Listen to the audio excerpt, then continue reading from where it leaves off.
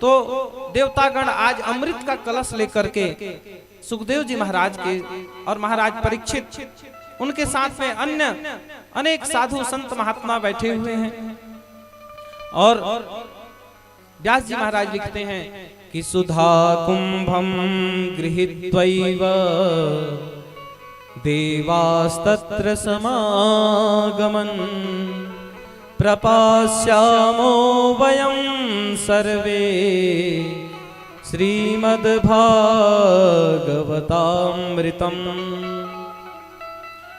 समस्त देवतागण आज अमृत का कलश लेकर के श्री सुखदेव जी महाराज के सम्मुख रख देते हैं अमृत का कलश और कहते हैं कि महाराज, हमने सुना है कि महाराज परीक्षित को आज से ठीक 7वें दिन तक्षक नाग के डसने से मृत्यु का श्राप मिला है। तो महाराज ये हम अमृत का कलश लेकर के आए हैं और अमृत की विशेषता तो आप सब जानते हैं कि जो अमृत पी लेता है वो मरता नहीं। तो इसलिए महाराज परीक्षित को ये अमृत पिला दीजिए।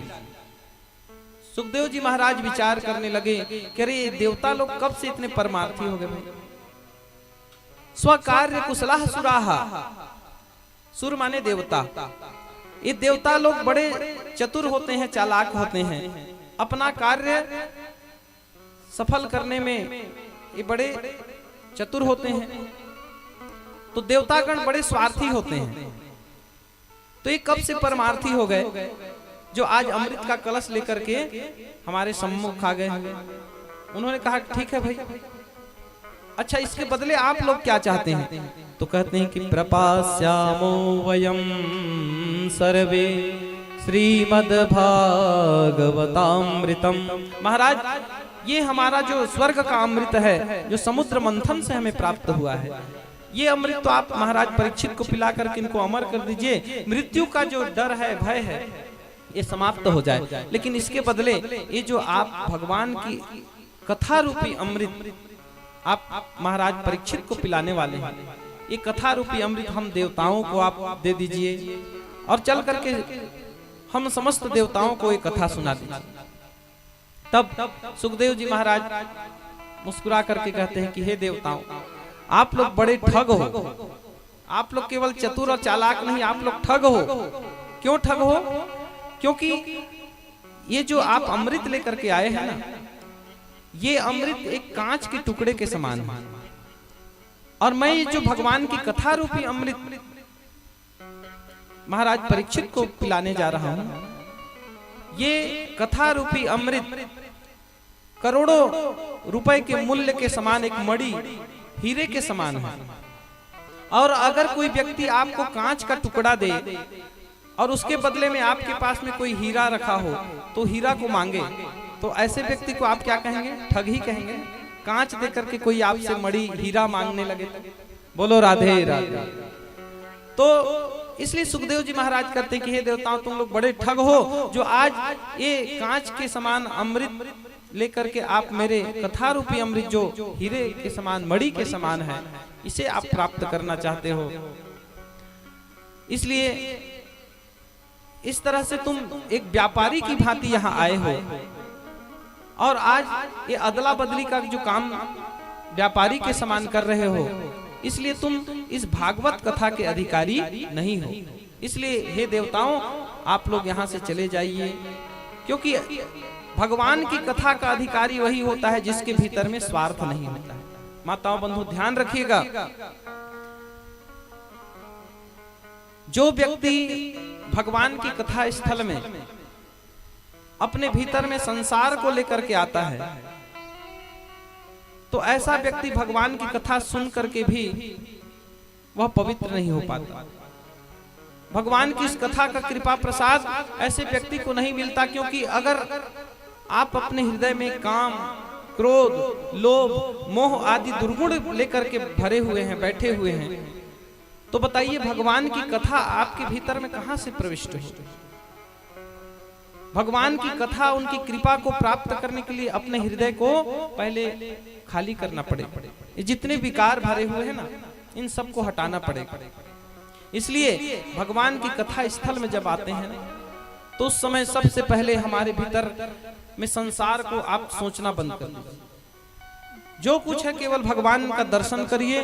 भगवान की कथा में ही एकमात्र एक निष्ठ होकर के जो ध्यान लगाता है, अपना मन लगाता है, ऐसे व्यक्ति को ही कथा का संपूर्ण फल प्राप्त होता है। और इसलिए सुखदेव जी महाराज ने देवताओं को भगाया कि आप इस कथा के अधिकारी नहीं हो, क्योंकि आप सब एक व्यापारी की भांति अपना स्वार्थ लेकर के आए हुए हो।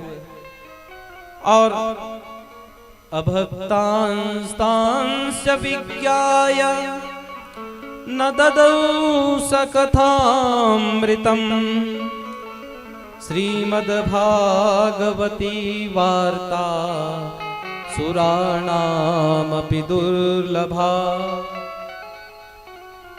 व्यास जी महाराज लिखते हैं कि अभक्त जान करके, व्यापारी जान करके, स्वार्थी जान करके जब सुखदेव जी महाराज ने उन्हें भगाया तो देवतागण निराश होकर के ब्रह्मलोक में गए और भगवान की मंगलमय कथा की क्या महिमा है उनसे पूछने लगे। श्रीमद् भागवती वार्ता सुराणाम अपि दुर्लभा।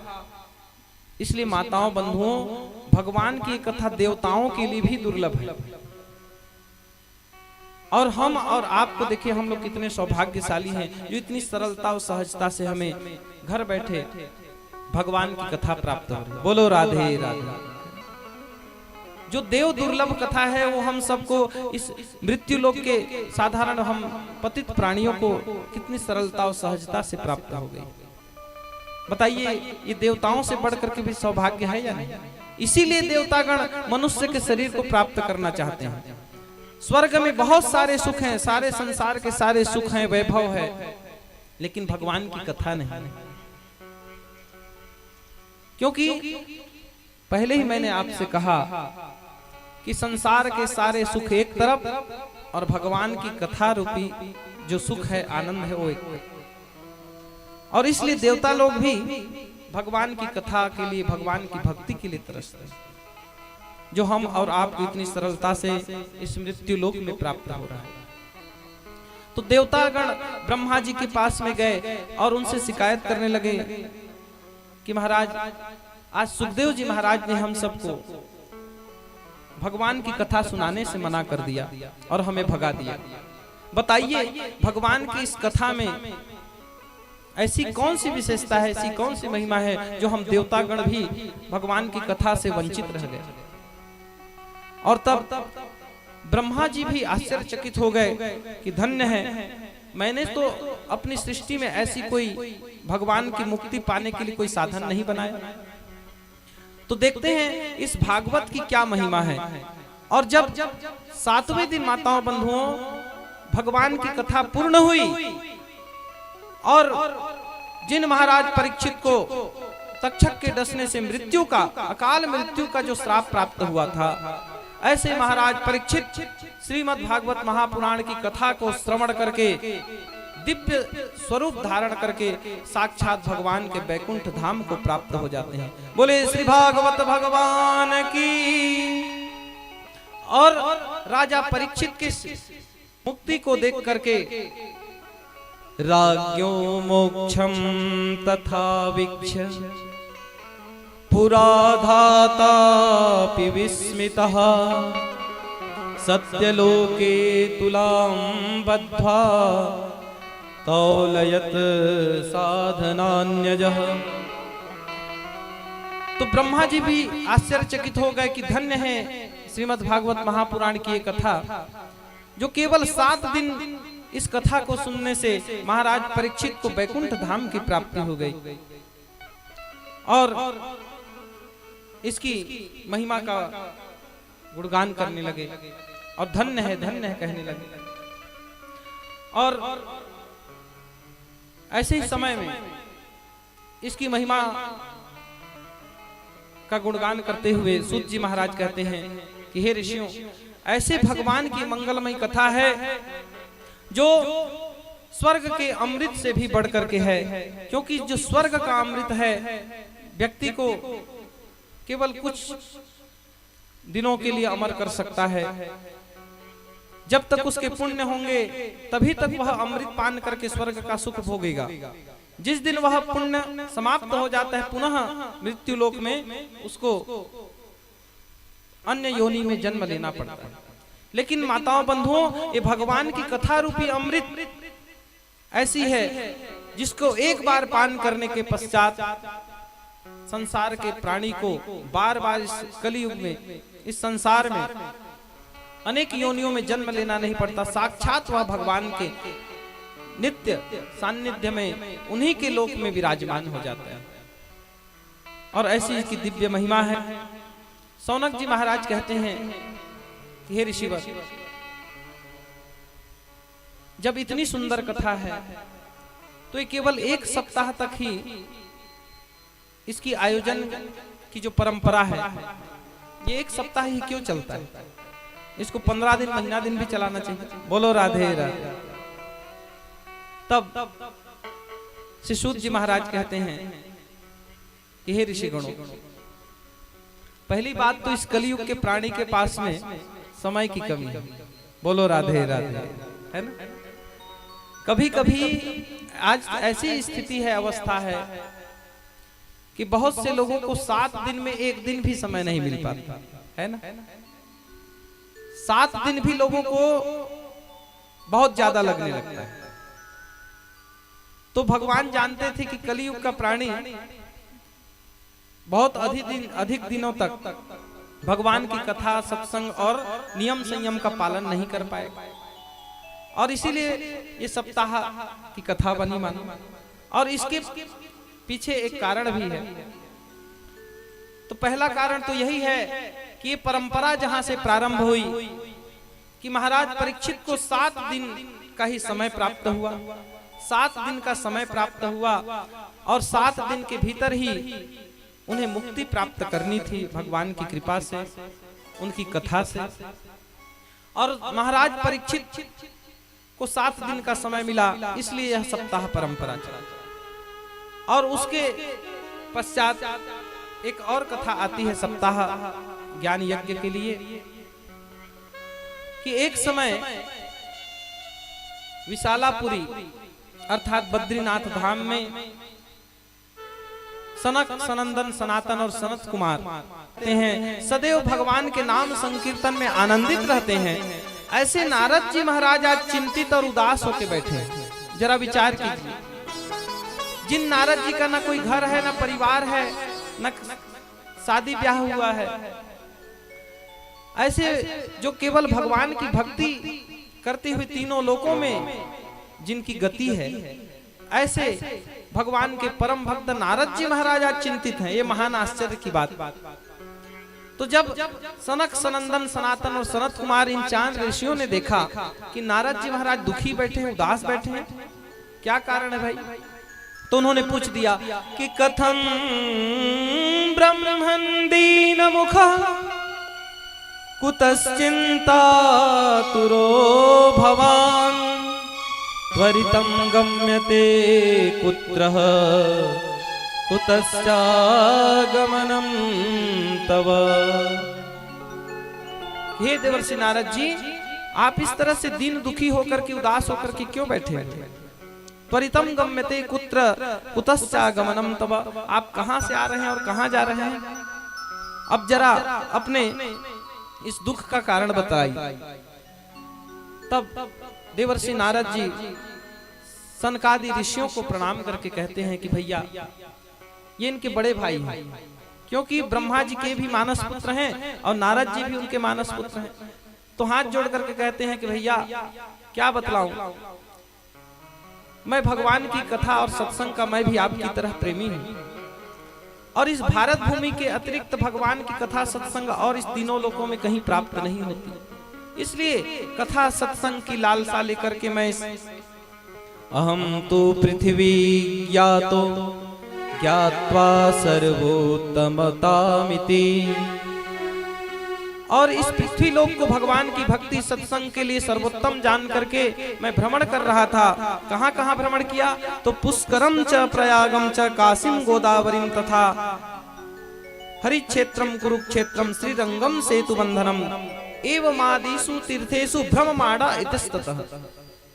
तो जितने भी तीर्थ हैं, हरि क्षेत्र, कुरुक्षेत्र, हरिद्वार, गंगा, गोदावरी, नर्मदा, प्रयाग आदि जितने भी हमारे इस भारत भूमि में तीर्थ स्थल हैं, समस्त तीर्थों में मैं भ्रमण कर रहा था। लेकिन जहां जहां मैंने तीर्थों में भगवान की कथा और सत्संग का आश्रय लेना चाहा, तो मुझे कहीं भी भगवान की भक्ति सत्संग दिखाई नहीं पड़ी। तो क्या दिखाई पड़ी? तो इस घोर कलयुग के प्रभाव से पाखंड निर्ताह संताह, मैंने क्या देखा कि जितने भी तीर्थ स्थल हैं वहां पर एक से बढ़कर एक पाखंडी साधु और संत भरे हुए हैं। बोलो राधे राधे। और पाखंड निर्ताह संताह, जब मैंने साधु संतों को पाखंड का अर्थ क्या है? कि जो केवल दिखावा करे, अपने आप को बड़ा भारी संत महात्मा दिखाने के लिए लोग गेरुआ वस्त्र पहन लेते हैं, श्वेत वस्त्र पहन लेते हैं, बड़ा बड़ा माला धारण कर लेंगे, त्रिपुंड लगा लेंगे, लेकिन भीतर में उनके भी लोभ और लालच भरा हुआ है। तो ऐसे केवल साधु का चोला पहन करके, वस्त्र पहन करके, चंदन लगा करके, माला पहन के कोई साधु नहीं बन जाए। ऐसे व्यक्ति को पाखंडी कहा जाता है। तो ऐसे पाखंडियों को जब मैंने देखा तो केवल धन की लालच में इन्होंने केवल साधु का वस्त्र धारण किया और केवल अपना पेट भर रहे हैं साधु के रूप में। तो ऐसे पाखंडियों को जब मैंने देखा तो मुझे बड़ी पीड़ा हुई। तो मैंने अपने मन में विचार किया कि चलो मैं इस साधु संतों को तो देख लिया, इनके जीवन में भी कोई भक्ति नहीं है, केवल दिखावा है। तो गृहस्थों के घर में जाकर के देखूं, तो गृहस्थों के घर में जब देवर्षि नारद जी ने जाकर के देखा तो क्या देखते हैं कि तरुणी प्रभुता गेहे श्यालको बुद्धिदायक। घर में देवियों का राज चल रहा है। बोलो राधे राधे। है ना? जहां नया नया विवाह शादी होता है, जिस व्यक्ति का विवाह आता है घर में बहू आ जाती है, और जैसा ही कुछ दिन व्यतीत होता है ना, तो माताएं बहनें अपने पतियों को अपने इशारे में नचाने लगती हैं। बोलो राधे राधे। है ना? और ऐसा नचाती हैं कि धीरे धीरे उन्हीं के माता पिता से, भाई से माताएं बहनें अलग कर देती हैं। क्यों अलग करती हैं? क्योंकि अपने मन में ये विचार आता है कि इतने बड़े परिवार में हम हैं, तो एक साथ रह करके हमारा ठीक से उन्नति नहीं हो पाएगा, बहुत अधिक काम करना पड़ेगा। और अगर हम अपने परिवार से कट जाएंगे, हमारा जब छोटा परिवार आ जाएगा, तो लोगों ने नारा बना दिया, छोटा परिवार सुखी परिवार। सबसे बड़ा झूठा नारा तो यही है। बोलो राधे राधे। है माताओं बंधुओं, हम भले ही छोटा परिवार सुखी परिवार ये जो नारा लगाएगा, इसका अर्थ अलग है, ये अलग अर्थ के लिए लगाया गया है। हो सकता है उसका सही भी अर्थ निकले, लेकिन मैं यहाँ पर एकजुटता की बात कर रहा हूँ। आज जो हमारा परिवार टूट रहा है, आज जो हमारा समाज टूट रहा है, ये आने वाले हमारे भविष्य के लिए बड़ा दुखद है। जरा विचार कीजिए, जब हमारे घर में हम कोई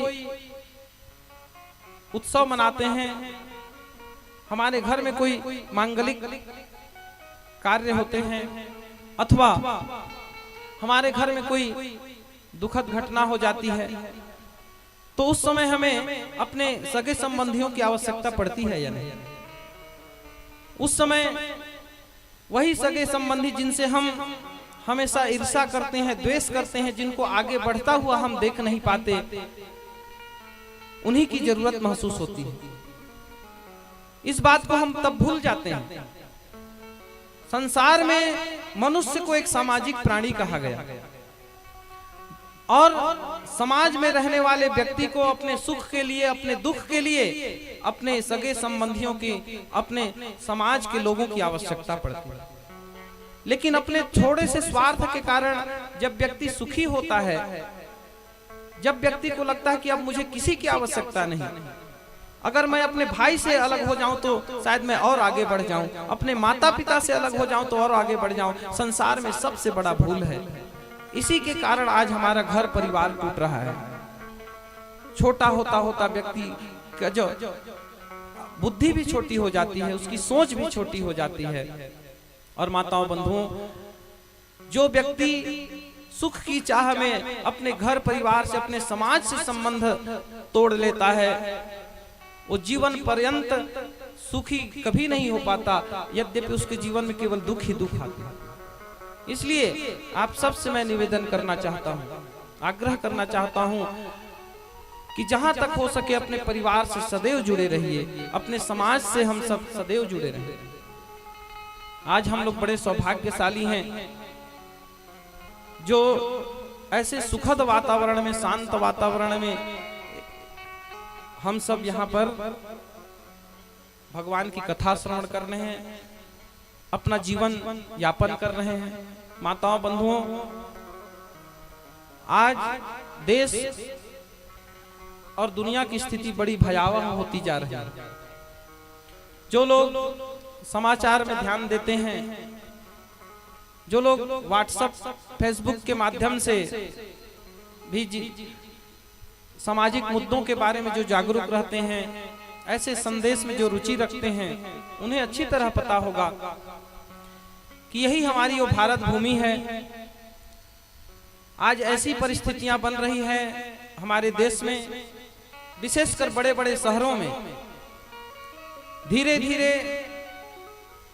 हमारे धार्मिक कार्यक्रमों में लोग पत्थरबाजी कर रहे हैं, लोग दंगा फसाद कर रहे हैं, और हमारा जो भी कार्यक्रम होता है उसका विरोध करने का लोग प्रयत्न कर रहे हैं। ऐसी परिस्थितियां बन रही है। अभी अभी आप सबने हमारे पड़ोस के देश जो कभी भारतवर्ष ही था, ऐसे पाकिस्तान की स्थिति आप सब जान सकते हैं। अभी अभी बांग्लादेश की स्थिति आप सब ने सुना होगा, जहां पर वहां की प्रधानमंत्री को रातों रात अपना देश छोड़ करके भागना पड़ा। जो कभी भारत का हिस्सा था, जो बांग्लादेश, जो कभी पाकिस्तान भारत का हिस्सा था, आज भारत के से कट करके अलग हो गया। और उसके पश्चात वहां की स्थिति ऐसी है कि वहां के प्रधानमंत्री को भागना पड़ा। किन लोगों के कारण भागना पड़ा आप सब जानते हैं। ऐसे ही लोग आज हमारे भारतवर्ष में भी बहुत सारे ऐसे क्षेत्र हैं, ऐसे राज्य हैं कि जहां पर हम हिंदुओं की संख्या अल्पसंख्यक में हम सब आ चुके हैं। और जिन लोगों को लगता होगा कि हमें उससे क्या, हम लोग तो यहाँ पर सुरक्षित हैं, सुखी हैं, तो ऐसे लोगों को ये अच्छी तरह से जानना समझना चाहिए कि हम इसी देश में हैं।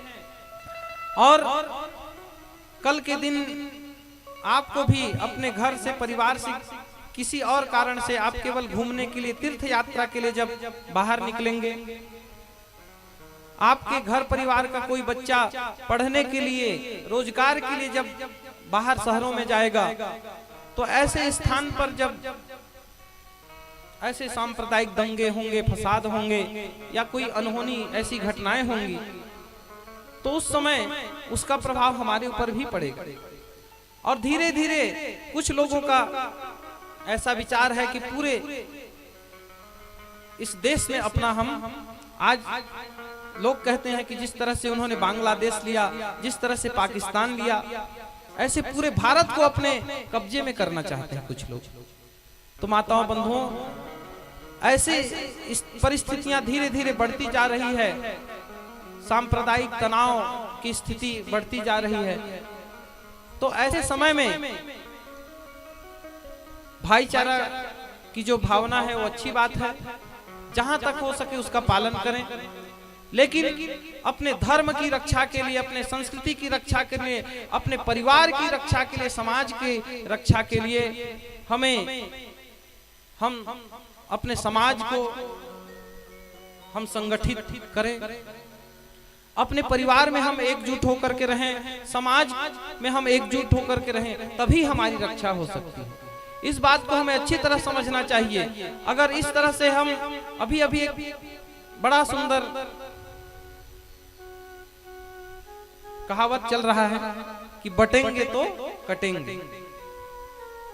अभी सोशल मीडिया में एक बहुत जोर शोर से नारा चल रहा है कि बटेंगे तो कटेंगे। अर्थ क्या है कि जिस तरह से हमारे समाज के लोग आपस में बंट गए, जिसके कारण से पाकिस्तान कट करके ही अलग हो गया, बांग्लादेश कट करके अलग हो गया, और केवल वो क्षेत्र ही कट कर अलग नहीं हुआ। माताओं बंधुओं, आप सबने देश के विभाजन से के ऊपर बनी हुई कई फिल्में देखी होगी, जो सामाजिक संदेश दे, जिससे शिक्षा मिले, ऐसी शिक्षा कुछ फिल्में भी बनती हैं। इसलिए कभी कभी ऐसी फिल्मों को देखना भी चाहिए। बोलो राधे राधे। तो जिन्होंने गदर फिल्म देखा होगा, तो उसमें 1947 में जब भारत पाकिस्तान का बंटवारा हो, उसका बहुत अच्छी तरह से चित्रण किया गया। तो उसमें केवल हमारा क्षेत्र ही बटा नहीं है, उसमें लाखों हमारे हिंदू भाई बहन भी काट दिए गए। तो अच्छी तरह से इस बात को हम सबको सदैव धारण करके रखना चाहिए, इसको समझना चाहिए कि वास्तव में अगर इस तरह से हम परिवार से अगर बंट गए, समाज से कट गए, तो एक दिन हमारी भी स्थिति ऐसी ही हो सकती है। इसलिए हम सब एकजुट होकर के रहें, संगठित होकर के रहें, तभी हम सुरक्षित हो सकें। और देवर्षि नारद जी कहते हैं कि जब मैं गृहस्थों के घर में जाकर के देखा तो देवियों का प्रभाव चल रहा है। मैं तो सभी माताओं बहनों से भी आग्रह करूंगा कि आप अपने देखिए, हमारे यहाँ जो स्त्री जाति हैं, नारी हैं, उन्हें परम आदरणीय और सम्मानीय माना गया। और सभी ने संस्कृत की उक्ति जरूर सुनी होगी कि यत्र नार्यस्तु पूज्यन्ते रमन्ते तत्र देवता। जिस घर में स्त्री की पूजा होती है, उसका सम्मान होता है, वहां पर अपने आप देवता निवास करते हैं। लेकिन कैसी नारियों की पूजा होनी चाहिए?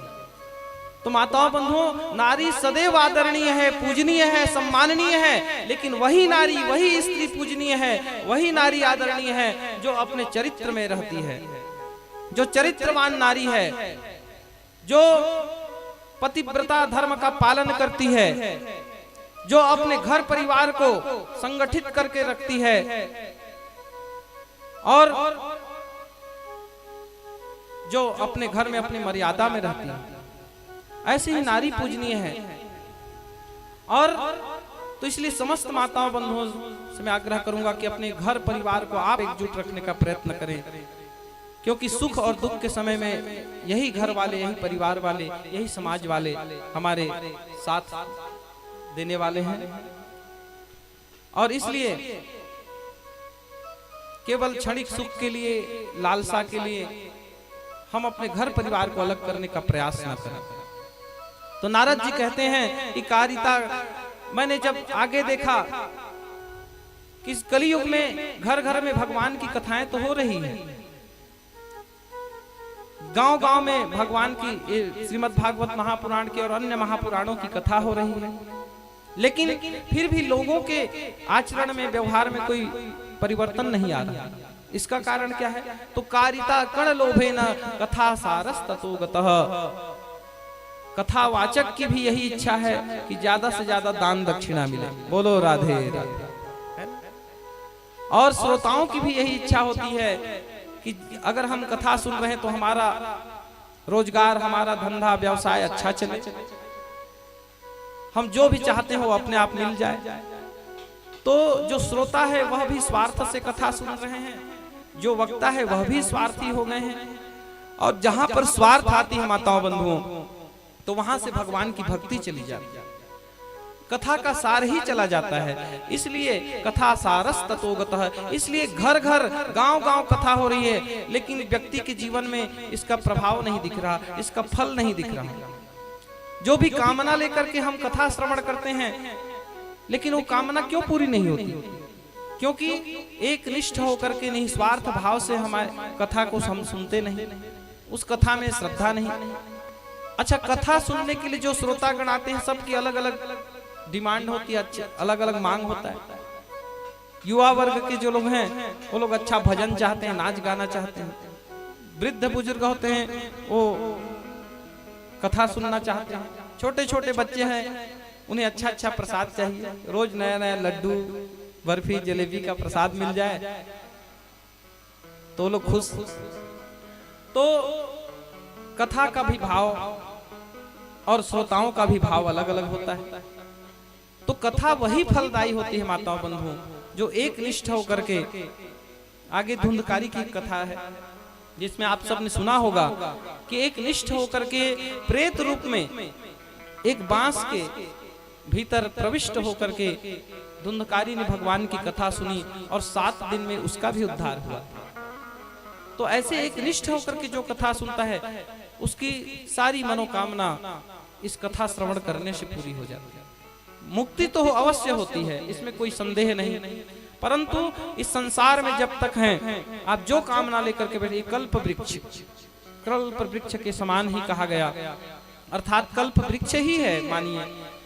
इसके समक्ष जो कामना लेकर के एक निष्ठ होकर के नियम संयम का पालन करके जो भक्त बैठेगा उसकी कामना भगवान अवश्य पूर्ण करेंगे। बोलिए भागवत भगवान की।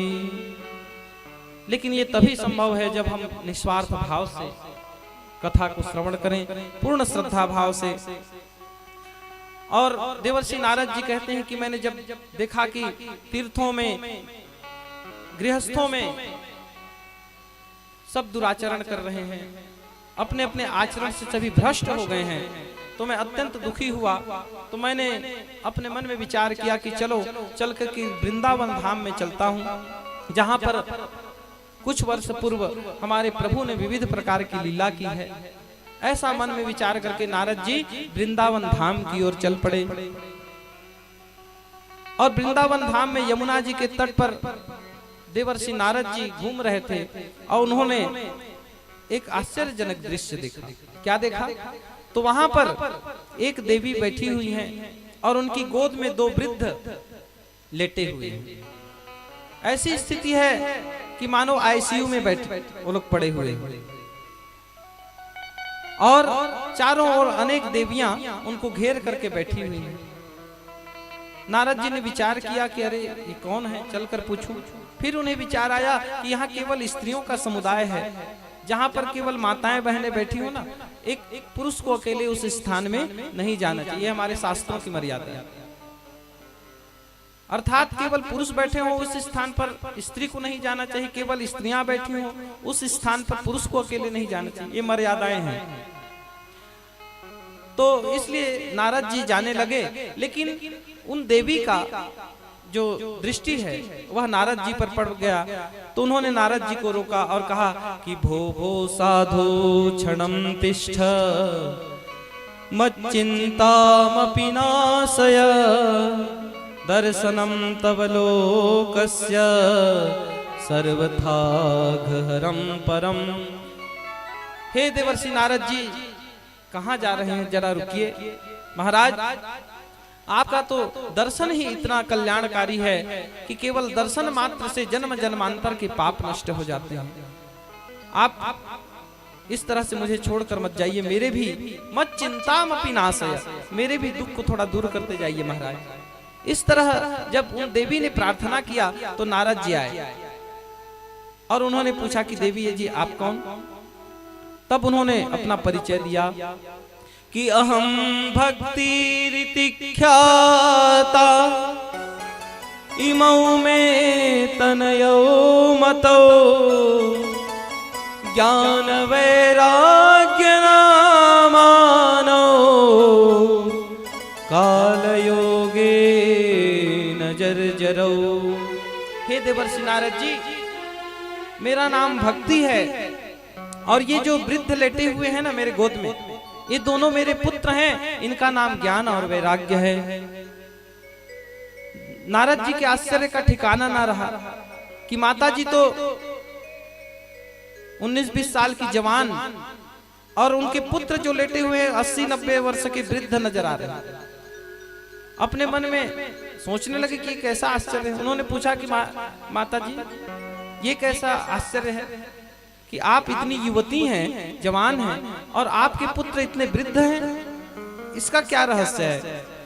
तब भक्ति देवी ने कहा कि हे नारद जी, मैं इस भारत भूमि में अनेक स्थानों पर भ्रमण करते हुए जब इस भारत भूमि में आई तो मेरी भी ऐसी अवस्था हो गई थी, मैं भी जर्जर हो गई थी कलयुग के प्रभाव से, कलयुग के दोषों के कारण। लेकिन जैसे ही मैंने वृंदावन धाम में अपना कदम रखा तो यहाँ भक्ति की प्रधानता है। इसलिए माताओं बंधुओं, वृंदावन धाम में और जो भी भक्त जाता है अपने आप राधे राधे करने लगता है, जय श्री कृष्ण करने लगता है। तो अभी भी भक्ति वहां पर युवावस्था में युवती है, तो इसलिए कहा कि यहाँ भक्ति अभी भी जवान है, इसलिए मैं जवान हो गई। लेकिन ज्ञान और वैराग्य को ग्रहण करने वाला यहाँ भी नहीं है, इसलिए ये मेरे दोनों ज्ञान और वैराग्य जो मेरे पुत्र हैं ये आज जर्जर अवस्था में हो गए। तो ज्ञान और वैराग्य को ग्रहण करने वाला कोई नहीं है।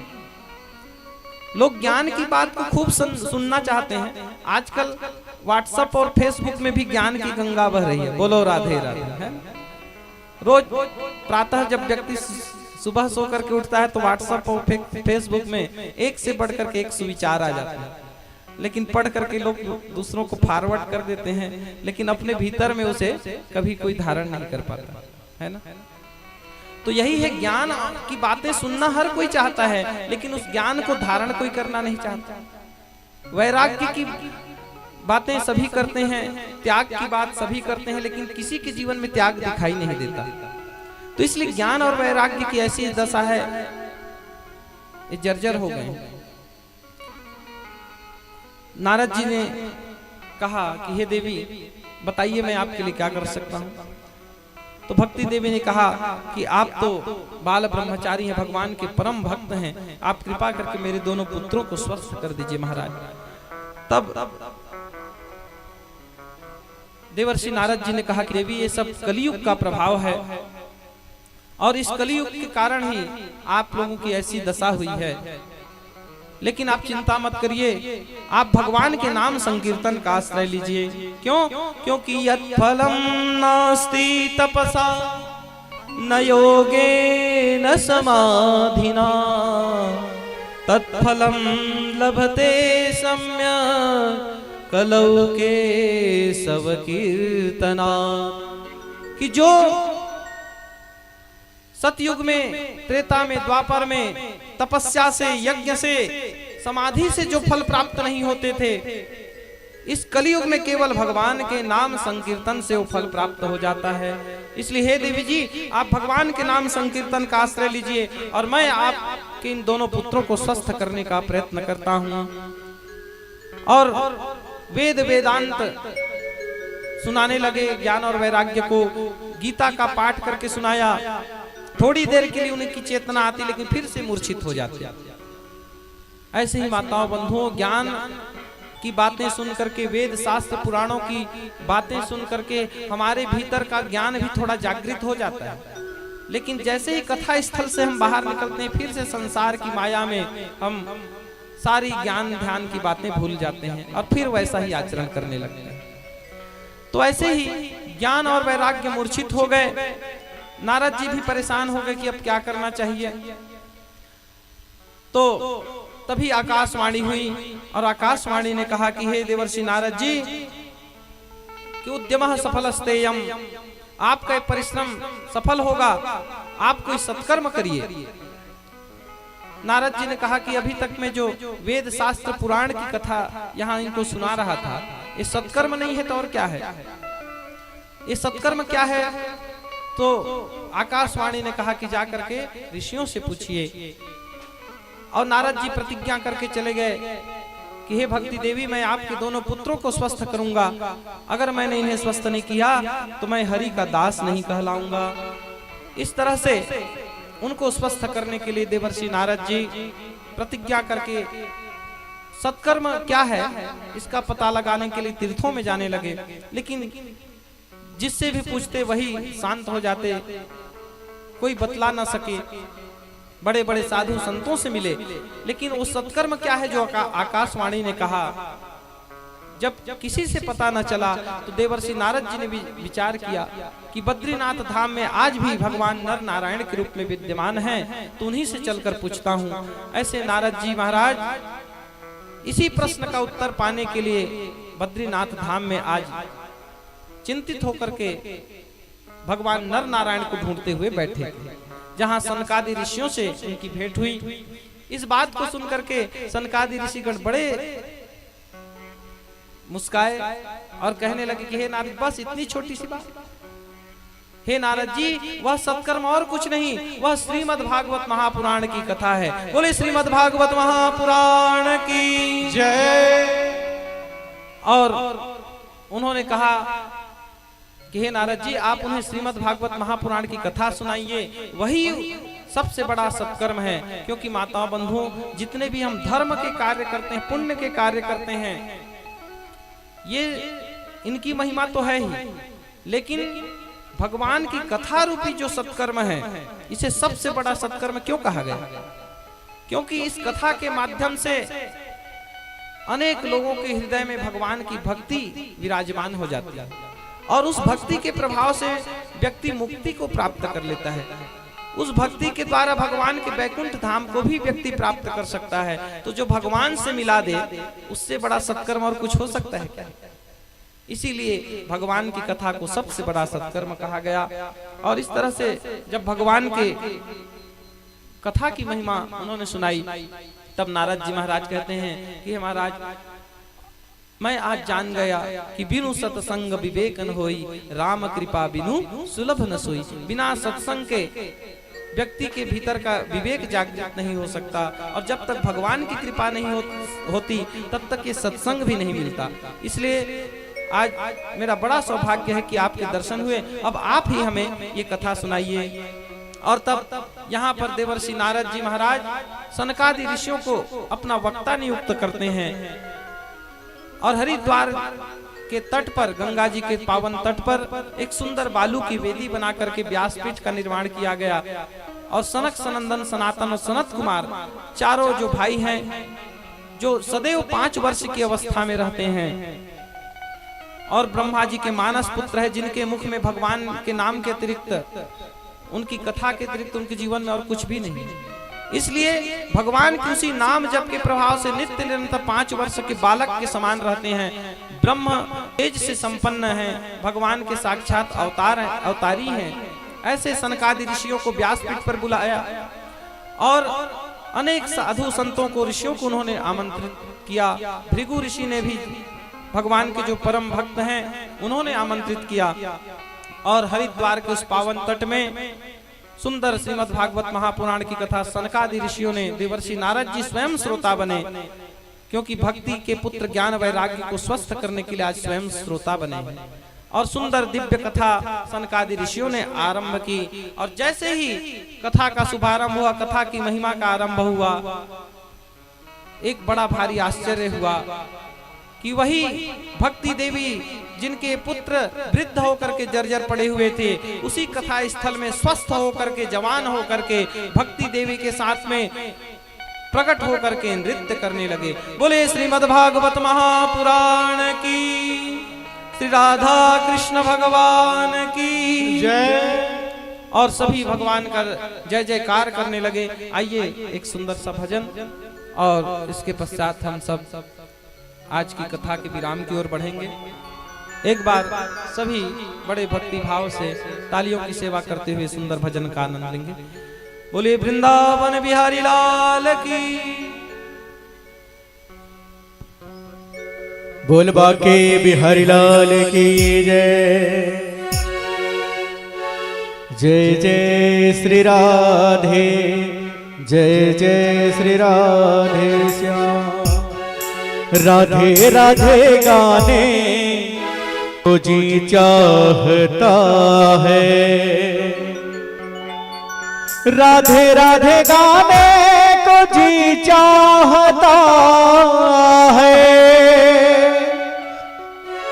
राधे राधे गाने को जी चाहता है और वृंदावन जाने को जी चाहता है। तो दोनों हाथ ऊपर करके मीठी ताली के साथ जय जय श्री राधे और मीठी ताली के साथ कहना है राधे राधे गाने को जी चाहता है, राधे राधे गाने को जी चाहता है, राधे राधे गाने को जी चाहता है, राधे राधे गाने को जी चाहता है, राधे राधे गाने को जी चाहता है, राधे राधे गाने को जी चाहता है, राधे राधे गाने को जी चाहता है, राधे राधे गाने को जी चाहता है, नैना लड़ाने को जी चाहता है, लड़ाने को जी चाहता है।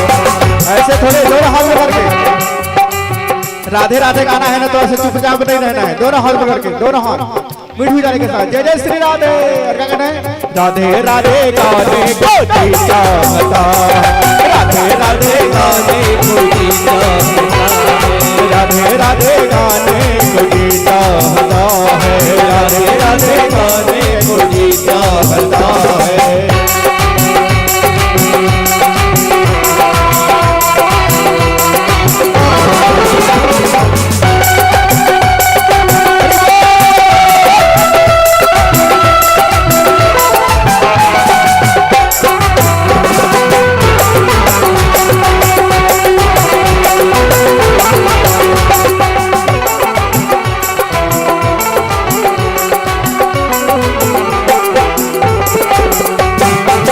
वृंदावन में बाके बिहारी, वृंदावन में बाके बिहारी, वृंदावन में बाके बिहारी, वृंदावन में बाके बिहारी, बाके बिहारी की लीला है न्यारी, बाके बिहारी की लीला है न्यारी, वृंदावन में बाके बिहारी, वृंदावन में बाके बिहारी की लीला है न्यारी, बाके बिहारी की लीला है न्यारी। लीला है न्यारी तो क्या करने का मन कर रहा है नैना लड़ाने को जी चाहता है, नैना लड़ाने को जी चाहता है, राधे राधे गाने को जी चाहता है, राधे राधे गाने को जी चाहता है।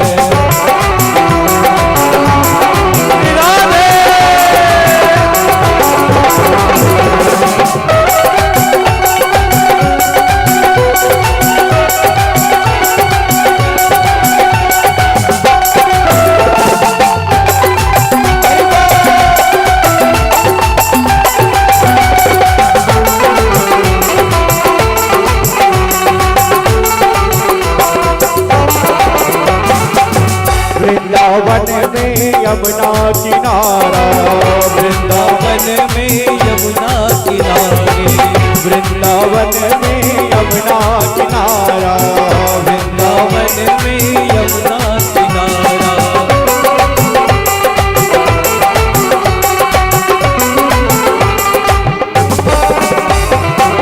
वृंदावन में यमुना किनारा, वृंदावन में यमुना किनारा, वृंदावन में यमुना किनारा, वृंदावन में यमुना किनारा, वृंदावन में यमुना किनारा, वृंदावन में यमुना किनारा। और यमुना में जाने के बाद क्या करना पड़ता है यमुना देखने के बाद क्या करना पड़ता है जानते हो ना गोते लगाने को जी चाहता है, गोते लगाने को जी चाहता है, डुबकी लगाने को जी चाहता है, डुबकी लगाने को जी चाहता है, राधे राधे गाने को जी चाहता है, राधे राधे गाने को जी चाहता है, राधे राधे गाने को जी चाहता है, राधे राधे गाने को जी चाहता है, राधे राधे गाने को जी चाहता है, राधे राधे गाने को जी चाहता है, वृंदावन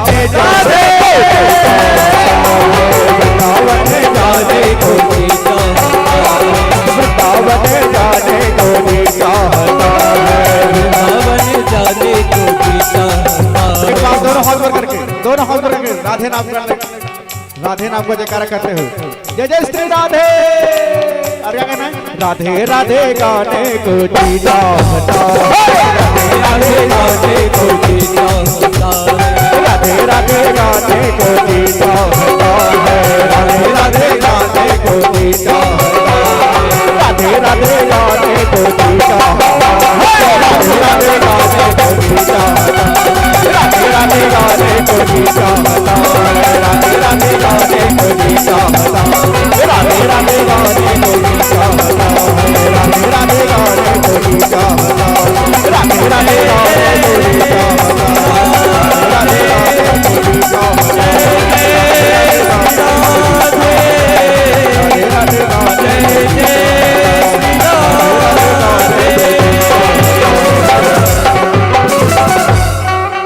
बोलिए वृंदावन बिहारी लाल की जय। राधा कृष्ण भगवान की जय। श्रीमद् भागवत महापुराण की जय। जय जय श्री श्री राधे श्याम।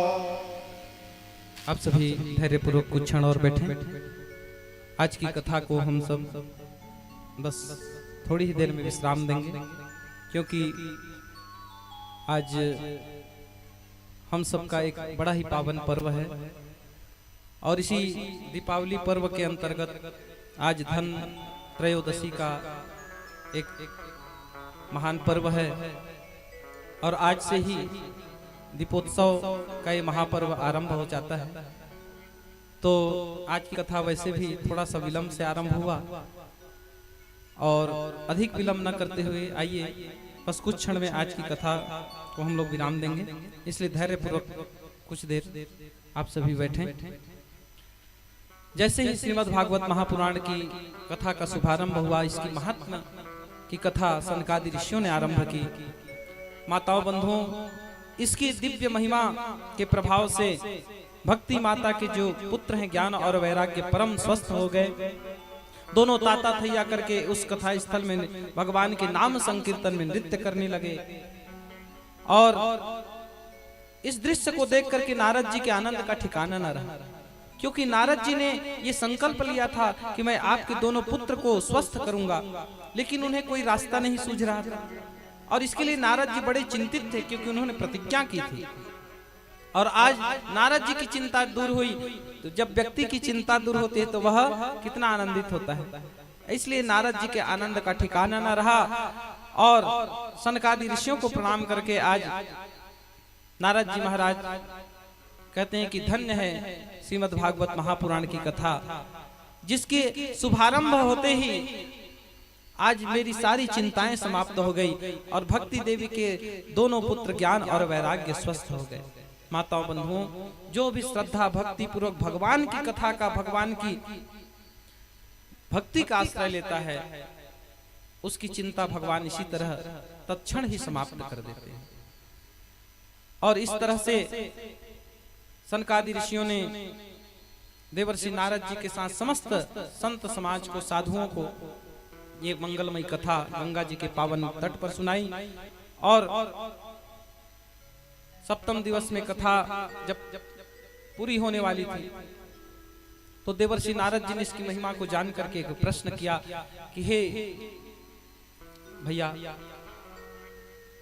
मैंने इसकी दिव्य महिमा का दर्शन कर लिया, देख लिया कि इसकी क्या महिमा है, जिसके लिए मैं इतना चिंतित था, इसके कथा के शुरुआत होते ही मेरी सारी चिंता समाप्त हो गई।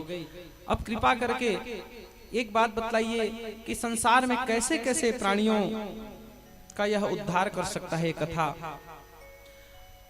कैसे कैसे पतित प्राणियों को इस कथा से मुक्ति मिल सकती है। इसके बारे में कोई इतिहास हो, कोई कथा हो, प्रमाण हो तो सुनाइए।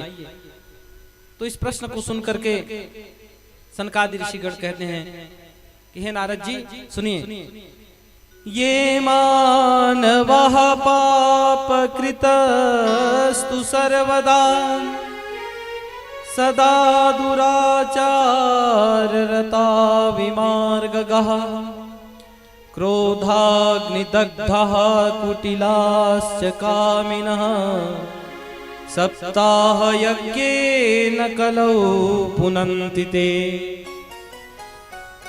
हे नारद जी, जो मनुष्य पाप कृतस्तु सर्वदा, जिसने जीवन में पाप के अतिरिक्त कोई दूसरा काम नहीं किया, जिसने जीवन पर्यंत केवल पाप ही पाप किया है, ये मानवः पाप कृतस्तु सर्वदा सदा दुराचार रता कुमार, जो सदा दुराचरण करते हुए कुमार्ग में ही चलता रहा जीवन पर्यंत, जो हमेशा दूसरों को देख करके क्रोध की अग्नि में जलता रहा, क्रोधाग्निदग्धा कुटिलाश्च कामिनः, जिसके मन में हमेशा उल्टे सीधे कुटिल विचार आते हैं, जो दूसरों का उल्टा सीधा बिगाड़ने में लगा रहता है, और जो इसके मन में जो काम आदि विकार से जो भरा रहता है, ऐसा मनुष्य भी इस श्रीमद् भागवत महापुराण कथा सप्ताह का आश्रय ले लेता है, तो वह भी इस कथा के प्रभाव से परम पावन होकर के, पवित्र होकर के भगवान के धाम का अधिकारी बन जाता है। बोले श्री भागवत भगवान की जय। और इसके विषय में एक कथा सुनाते हैं कि तुंगभद्रा नदी के तट पर एक नगर में एक आत्मदेव नाम के ब्राह्मण रहा करते थे। उनकी पत्नी का नाम था धुंधली देवी, बड़ी लड़ाकू थी, कर्कश स्वभाव की थी। जब पंडित जी थोड़े वृद्धावस्था में आए, उनके कोई संतान नहीं थी। उनकी पत्नी तो संतान नहीं चाहती थी, लेकिन पंडित जी जानते थे कि बिना पुत्र के हमारी सद्गति कैसे होगी, बिना संतान के। इसलिए दुखी होकर के बिना पुत्र के तो जय जय श्री राधे। तो माताओं बंधुओं, आत्मदेव नाम के जो ब्राह्मण थे, संतान के न होने के कारण अत्यंत दुखी हुए। एक दिन आत्महत्या करने के लिए वन में निकल पड़े, जहां पर एक संत से उनकी भेंट हुई। उनके सामने जब रोने लगे तो संत ने अपनी कृपा के प्रसाद स्वरूप अपने तप बल से एक फल दिया और कहा कि जाकर के अपनी पत्नी को खिला दीजिए, भगवान ने चाहा तो आपके घर एक सुंदर पुत्र की प्राप्ति होगी। संत जी को प्रणाम करके आत्मदेव जी घर चले गए, परंतु जो उनकी पत्नी थी धुंधली, वो संतान नहीं चाहती थी। जब आत्मदेव ने फल दिया और कहा कि देवी इस फल को खा लो, इसके खाने से एक सुंदर पुत्र की प्राप्ति होगी, उस फल को लेकर के धुंधली सोचने लगी अपने मन में कि अगर मैंने फल खा लिया तो गर्भवती हो जाऊंगी, और गर्भवती हो गई तो मेरा भोजन कम हो जाएगा, मैं काम कैसे करूंगी। और इस तरह तरह से उल्टे सीधे अपने मन में विचार करने लगी। पड़ोसी आई तो उसने भी समझाया, लेकिन उसकी बात नहीं समझ में आई। उसकी बहन आई, उसने और बुद्धि खराब कर दी, कहा कि बहन बाबा बैरागी लोग के चक्कर में न पड़ना, पता नहीं क्या मंत्र पढ़ के फल दिया होगा, अब फल खाने से कहीं बच्चे होते हैं क्या, अगर इसकी परीक्षा करना है तो तुम्हारे घर में एक गाय है, इसके भी वर्षों से बच्चा नहीं हुआ, इस गाय को फल खिला दिया। तो उसके कहने पर गाय को फल खिला दिया, और उसकी बहन ने कहा कि तुम गर्भवती होने का नाटक करना, इस बार मेरा भी बच्चा होने वाला है, मैं चुपके से रात में ही तुम्हें बच्चा दे जाऊंगी, तुम मेरे पति को थोड़ा पैसा दे देना क्योंकि वो लोभी है। और इस तरह से धुंधली ने गर्भवती होने का नाटक किया। कालांतर में उसकी बहन का बच्चा हुआ, रात में ही धुंधली को उसने सौंप दिया, और अगले दिन बच्चे को ले जाकर के अपने पति देव को दिखाते हुए कहते, देखो जी मेरा सुंदर बेटा हुआ है, आपका फल बड़ा फायदा किया, और उस संत की कृपा से, आशीर्वाद से हमें पुत्र की प्राप्ति हुई। आत्मदेव नाम के उस ब्राह्मण के आनंद का ठिकाना ना रहा, और खुशी से नाचने लगे। सभी को आमंत्रित करके बड़ा भारी जन्मोत्सव मनाया, और जिस गाय को धुंधली ने फल खिलाया था, कुछ दिनों के बाद में उस गाय ने भी एक सुंदर मानव पुत्र को जन्म दिया। उसके कान गाय के समान थे, शेष शरीर मनुष्य का था, इसलिए पंडित जी ने उनका नाम गोकर्ण रखा था, गाय के समान कान वाला। संत के तप के फल से उनका जन्म हुआ था, इसलिए परम ज्ञानी थे। और धुंधली ने उस बच्चे का नाम धुंधकारी रखा अपने नाम से। और कालांतर में जब धीरे धीरे दोनों बड़े हुए तो गोकर्ण जी महान पंडित और ज्ञानी हुए, और जो धुंधकारी था महापापी हुआ। जीवों की हत्या करने लगा, छोटे छोटे बच्चों की हत्या करने लगा, चोरी करने लगा, व्यभिचार करने लगा। एक दिन पुत्र के दुर्गुणों से दुखी होकर के पंडित जी ने कहा कि ऐसे बेटे से तो मर जाना अच्छा है। कल बेटा नहीं था इसलिए रो रहे थे, आज दुष्ट नालायक बेटा निकला इसलिए मरने जा रहे हैं।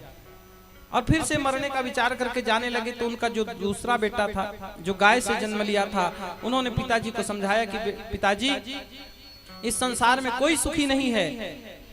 संसार में जहां जहां हम सुख खोजते हैं वहां केवल हमें दुख ही मिलता है। इसलिए सुनिए कि देहे स्थिमांस रुधिरे भीमतिम त्यजत्वम जाया सुतादिषु सदा ममतां विमुञ्च पश्यानिशं जगदिदं क्षणभङ्गनिष्ठं वैराग्य राग रसिको भव भक्तिनिष्ठ। हे पिताजी, इस संसार के माया बंधन को, मोह के बंधन को त्याग करके केवल भगवान की भक्ति का आश्रय लीजिए, उसी में सच्ची सुख है, शांति है। और इस तरह जब उपदेश दिया तो अपने पुत्र के उस वचन को मंत्र मान करके आत्मदेव जी जंगल में निकल करके भगवान की भक्ति करते हुए श्रीमद् भागवत महापुराण का पाठ करते हुए उन्होंने भगवत धाम को प्राप्त किया। इधर धुंधकारी अपने माताजी को मारने लगा, कहने लगा कि पिताजी ने कहां कहां धन छुपाया है बतलाओ। अब धन रहे तब तो घर का सारा धन बेच दिया। एक दिन पुत्र के से दुखी होकर के रात्रि में जब बेटे ने मारपीट किया तो घर से निकल पड़ी और सामने एक कुआं था, उस कुएं में गिर करके धुंधली की मृत्यु हो गई। 4-5 बेश्याओं को अपने घर में ले आया और उनके साथ में चोरी करके उस घर में रहने लगा। एक दिन बहुत सा धन चुरा करके लाया तो बेश्याओं ने विचार किया कि इस दुष्ट का क्या भरोसा, जिसने अपने माता पिता को घर से निकाल दिया, मरने पर विवश कर दिया, ये हमारा क्या होगा। तो इसलिए इसके चक्कर में कहीं हम ना पकड़े जाएं, ये सोच करके धुंधकारी को बांध दिया। खूब मारा पीटा बेश्याओं ने, और जब चिल्लाने लगा तो जलता हुआ अंगार चूल्हे में से निकाल कर उसके मुंह में ठूंस दिया और इस तरह तड़प तड़प करके धुंधकारी की मृत्यु हो गई। और उन वेश्याओं ने उसी घर के आंगन में गड्ढा खोद करके धुंधकारी को गाड़ दिया और सारा धन लेकर के वेश्याएं चली गई। अकाल मृत्यु को प्राप्त हुआ धुंधकारी अपने पाप कर्मों के कारण भयानक प्रेत के रूप में परिणित हुआ और प्रेत की योनि में अनेक प्रकार के कष्ट भोगने लगा। उस समय जो उनका भाई था गोकर्ण तीर्थ यात्रा में चले गए थे, एक दिन वापस आए और रात्रि में लेटे हुए थे तो अनेक रूपों में, कभी भेड़ के रूप में, कभी हाथी के रूप में, कभी भैंस के रूप में उन्हें अपना स्वरूप दिखाने लगा। कुछ कहना चाहता था लेकिन कह नहीं पा रहा था। मंत्र पढ़ करके जल जैसे ही छिड़का तो वह बोल पड़ा कि भैया, मैं तुम्हारा ही भाई हूं धुंधकारी। अपने कुकर्मों के कारण आज मैंने प्रेत रूप में यह रूप धारण किया है, प्रेत के रूप में मैं तुम्हारे सामने हूं। मेरा उद्धार का कोई, मुक्ति का कोई तुम मार्ग निकालो। उन्होंने कहा कि ठीक है, कल तुम्हारी मुक्ति का कुछ मैं मार्ग सोचूंगा। अगले दिन अनेक विद्वानों से परामर्श किया कि मेरे भाई की मुक्ति कैसे होगी। जब कोई नहीं बतला सका तो भगवान सूर्य नारायण को उन्होंने आवाहित किया और भगवान सूर्य नारायण ने कहा कि यदि आप अपने भाई की मुक्ति चाहते हैं तो श्रीमद् भागवत महापुराण की कथा सुनाइए। तो गांव के ही लोगों की सहायता से गोकर्ण जी ने सुंदर श्रीमद् भागवत महापुराण की कथा का आयोजन किया और जैसे ही गोकर्ण जी महाराज ने श्रीमद् भागवत महापुराण की कथा सुनानी आरंभ की, प्रेत रूप में, प्रेत का जो शरीर होता है वायु प्रधान होता है, तो वहीं पर एक 7 गांठ का बांस था, उसमें वायु के रूप में प्रविष्ट हो गया और कथा बड़े ही मुक्ति की कामना लेकर के धुंधकारी प्रेत योनि में सुनने लगा। एक एक दिन में एक एक गांठ फटता गया। ये 7 गांठ क्या है? हमारे शरीर में भी 7 चक्र हैं जो 7 गांठ के रूप में हैं। माताओं बंधुओं, इस सप्त ग्रंथियों का जब तक भेदन नहीं होता तब तक व्यक्ति मुक्ति का अधिकारी नहीं बनता। तो ये 7 गांठ मानो उसके मुक्ति के मार्ग के गांठ थे जो फट गए। और 7वें दिन श्रीमद् भागवत महापुराण की कथा के प्रभाव से जैसे ही कथा का विश्राम हुआ, भगवान ने अपना ही स्वरूप मानव धुंधकारी को प्रदान कर दिया और चतुर्भुज रूप में देवता के समान जो प्रेत योनि में महापापी धुंधकारी था, श्रीमद् भागवत महापुराण की कथा से दिव्य रूप में प्रकट हुआ। भगवान के बैकुंठ धाम से उस धुंधकारी को लेने के लिए भगवान के पार्षद आ गए और श्रीमद् भागवत महापुराण की कथा से महापापी धुंधकारी दिव्य देव रूप धारण करके भगवान के बैकुंठ धाम को प्राप्त हुआ। बोले श्री भागवत भगवान की जय। तो ऐसी दिव्य कथा है श्रीमद् भागवत महापुराण की, जिससे महापापी धुंधकारी जैसा पाप परायण भी परम पावन होकर के भगवान के परम धाम को प्राप्त हुआ। और इस प्रकार से भगवान की कथा श्री सनकादि ऋषियों ने देवर्षि नारद जी को सुनाया। यही कथा सौनक ऋषि को और 88,000 उनके और जो साथ में ऋषिगण हैं उन्हें सूत जी महाराज सुना रहे हैं। आगे चल करके सुखदेव जी महाराज परीक्षित को एक कथा सुनाएंगे। और आगे जब समस्त ग्रामवासियों ने कहा कि हम सब ने कथा सुनी लेकिन हमारी मुक्ति क्यों नहीं हुई, तब गोकर्ण जी महाराज कहते हैं कि आप सब ने भगवान की कथा तो सुनी लेकिन आप सब ने बिना मन के सुना, बिना मुक्ति की कामना के सुना, इसीलिए आप लोग को लेने के लिए भगवान के धाम से कोई विमान नहीं आया। तो बड़े पश्चाताप करने लगे। गोकर्ण जी ने कहा कि ठीक है, आप लोग चिंता न करें, हम फिर से कथा करेंगे। इस बार आप लोग ध्यान से सुन करके भगवान के धाम को जाइए। दूसरी बार पुनः उन्होंने कथा का आयोजन किया। इस बार सभी ने बड़े भाव से सुना और जितने लोग थे उतना ही भगवान के बैकुंठ धाम से विमान आया और समस्त ग्रामवासियों को बैकुंठ लेकर के जाने लगे। और एक विमान में भगवान श्री नारायण स्वयं आकर के उन्होंने गोकर्ण जी को हृदय से लगाकर कहा कि तुम तो मेरे ही समान हो। और इस तरह अपने हृदय से लगा करके गोकर्ण जी महाराज को लेकर के भगवान अपने बैकुंठ धाम में चले गए। बोले श्रीमद् भागवत महापुराण की जय। और आगे चल करके कुछ नियम संयम का यहाँ पर बात बताई गई है कि श्रीमद् भागवत महापुराण की कथा या कोई भी अनुष्ठान जब हम आयोजित करते हैं माताओं बंधुओं, तो विशेष करके कुछ नियम संयम का पालन करना होता है। लेकिन भगवान की कथा में उतना भी कोई कठिन नियम नहीं है। केवल शुद्ध सात्विक भोजन करिए, आपकी जैसा सामर्थ्य है, जो निराहार रह करके व्रत कर सकें, कथा सुन सकें, सर्वोत्तम है। जो निराहार न रह सकें, फलाहार लेकर के आप कथा सुने, और जो फलाहार करके भी कथा ना सुन सकें वो फूलाहार, पूरा भर पेट खाइए और भगवान की कथा, बस शुद्ध सात्विक भोजन करिए। लहसुन, प्याज, उड़द की दाल और गाजर, मूली, बैगन आदि जो गरिष्ठ पदार्थ माने गए हैं, आप सब को पता होगा कि जो सात्विक नहीं माने जाते ऐसे पदार्थों का सेवन न करें। अनेक प्रकार के जो भी नशीले पदार्थ हैं उनसे दूर रहें। ज्यादा से ज्यादा शुद्धता पवित्रता का आचरण करें, ब्रह्मचर्य का पालन करें। और आप हो सके अगर सुरक्षित स्थान हो तो भूमि पर शयन करना चाहिए, लेकिन अपनी सुरक्षा को देखकर। भूमि पर अगर शयन करने योग्य नहीं है, कोई जीव जंतुओं का भी आजकल खतरा होता है क्योंकि, तो आप लकड़ी के बने हुए तखत में सो सकते हैं। खाट में नहीं सोना चाहिए, ऐसा शास्त्रों का आदेश है। और शुद्धता का आचरण, शुद्धता पवित्रता, इस शुद्धता पवित्रता शरीर से भी और मन से भी शुद्ध पवित्र रहने का प्रयत्न करें।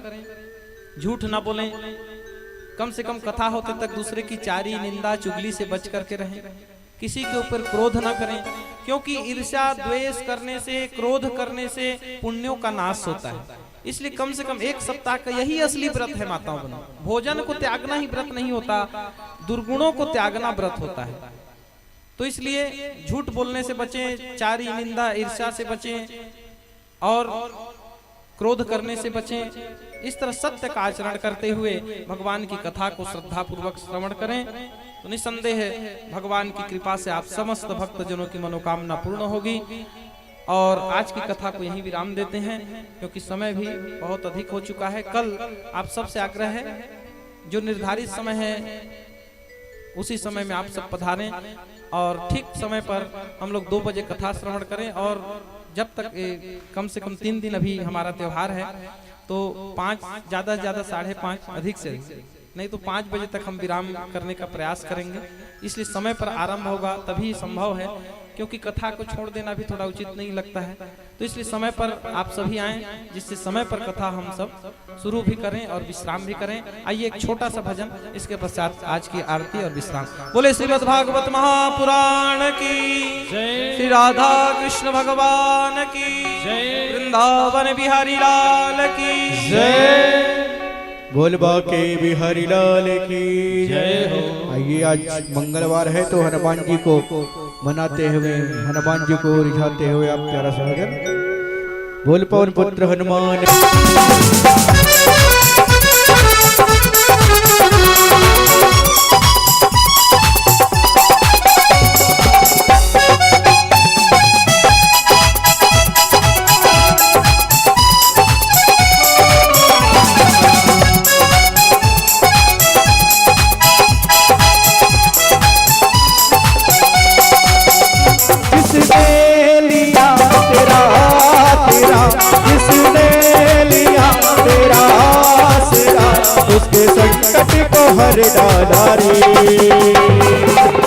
लगता है यहाँ हनुमान जी के भक्त नहीं है। हनुमान जी के भक्त है तो दोनों हाथ जोड़ करके बोल पवन पुत्र हनुमान जी और मीठी ताली के साथ झूमते हुए अंजनी का लाला रे, रखवाला रे, अंजनी का लाला रे, भक्तों का रखवाला रे। तेरा तेरा जिसने लिया तेरा तेरा उसके संकट को हर डाला रे, अंजनी का लाला रे, भक्तों का रखवाला रे, अंजनी का लाला रे, भक्तों का रखवाला रे।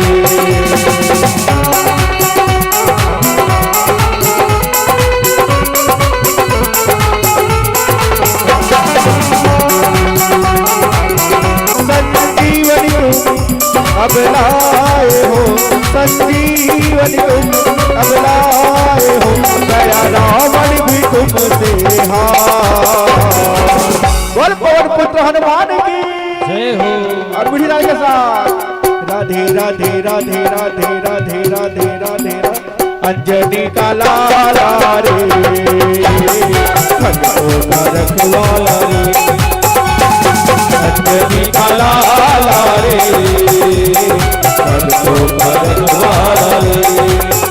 जिसने लिया तेरा तेरा, जिसने लिया तेरा उसके संकट को हर डाला रे, अंजनी का लाला रे, भक्तों का रखवाला रे, अंजनी का लाला रे, भक्तों का रखवाला रे, अंजनी का लाला रे, भक्तों का रखवाला रे, अंजनी का लाला रे, भक्तों का रखवाला रे, अंजनी का लाला रे, भक्तों का रखवाला रे।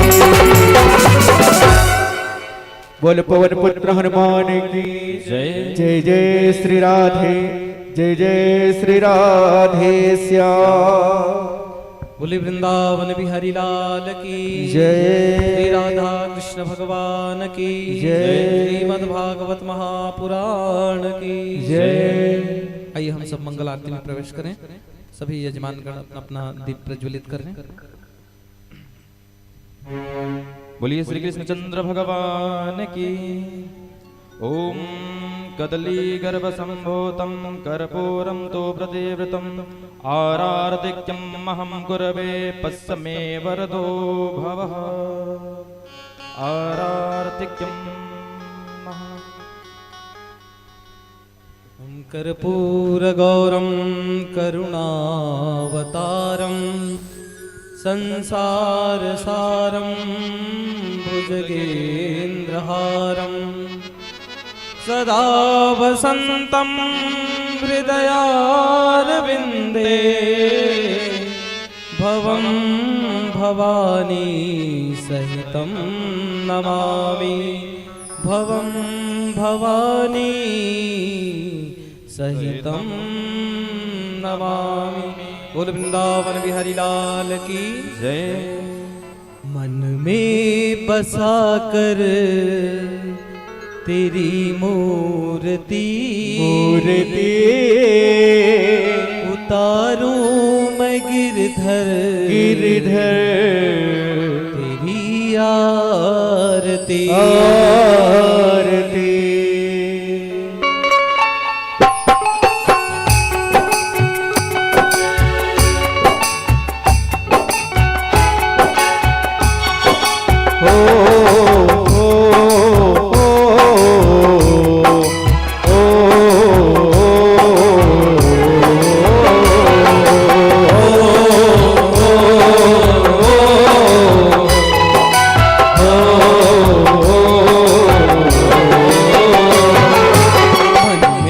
बसा कर तेरी मूर्ति मन में बसा कर तेरी मूर्ति उतारूं मैं गिरधर तेरी आरती उतारूं मैं गिरधर तेरी आरती तू ही मेरी पूजा तू ही बंदगी तू ही मेरी पूजा तू ही बंदगी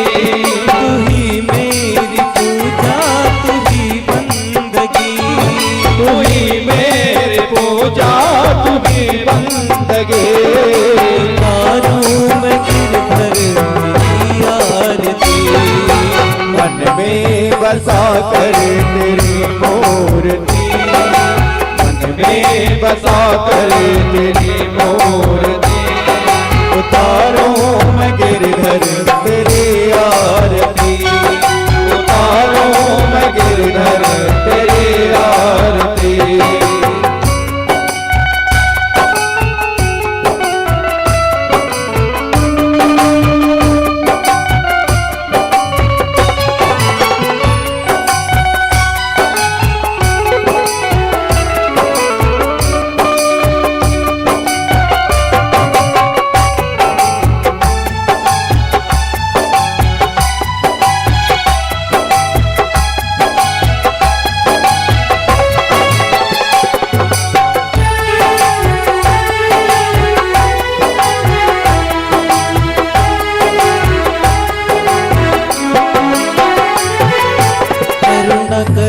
कष्ट हरो ज्ञान दो भगवन भव में फंसी नाव मेरी तार दो भगवन करुणा करो कष्ट हरो ज्ञान दो भगवन भव में फंसी नाव मेरी तारो भगवन करुणा करो कष्ट हरो ज्ञान दो भगवन भव में फंसी नाव मेरी तार दो भगवन करुणा करो कष्ट हरो ज्ञान दो भगवन भव में फंसी नाव मेरी तार दो भगवन दर्द की दवा तुम्हारे पास है दर्द की दवा तुम्हारे पास है दर्द की दवा तुम्हारे पास है दर्द की दवा तुम्हारे पास है जिंदगी दया की है भीख मांगती मन में बसा कर तेरी मूर्ति दिल में बसा कर तेरी मूर्ति उतारूं मैं गिरधर तेरी आरती उतारूं मैं गिरधर तेरी आरती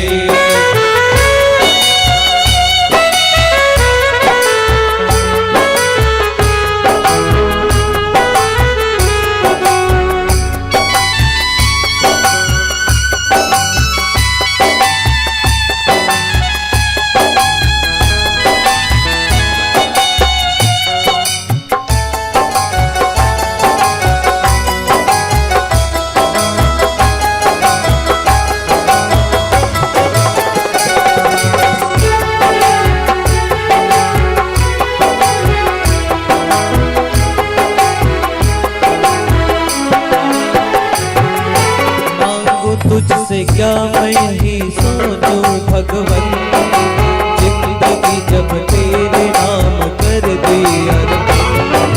मांगू तुझसे क्या मैं यही सोचूं भगवन, जिंदगी अब तेरे नाम कर दी अर्पण। मांगू तुझसे क्या मैं यही सोचूं भगवन, जिंदगी जब तेरे नाम कर दी अर्पण। मांगू तुझसे क्या मैं यही सोचूं भगवन, जिंदगी अब तेरे नाम कर दी अर्पण। सब कुछ तेरा कुछ नहीं मेरा, सब कुछ तेरा कुछ नहीं मेरा, सब कुछ तेरा कुछ नहीं मेरा, सब कुछ तेरा कुछ नहीं मेरा। चिंता है तुझे प्रभु संसार की, मन में बसा कर तेरी मूर्ति, दिल में बसा कर तेरी मूर्ति। उतारो मैं गिरधर तेरी आरती, उतारो मैं भगवन तेरी आरती।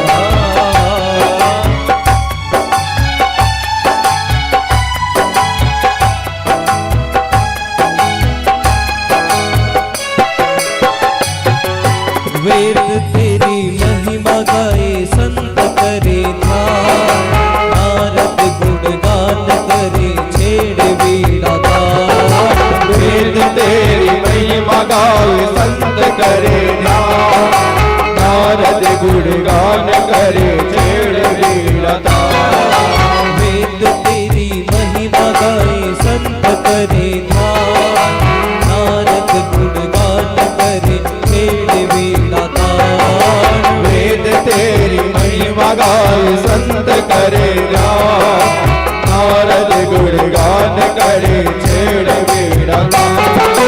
भक्त तेरे द्वार करते हैं पुकार, भक्त तेरे द्वार करते हैं पुकार, भक्त तेरे द्वार करते हैं पुकार।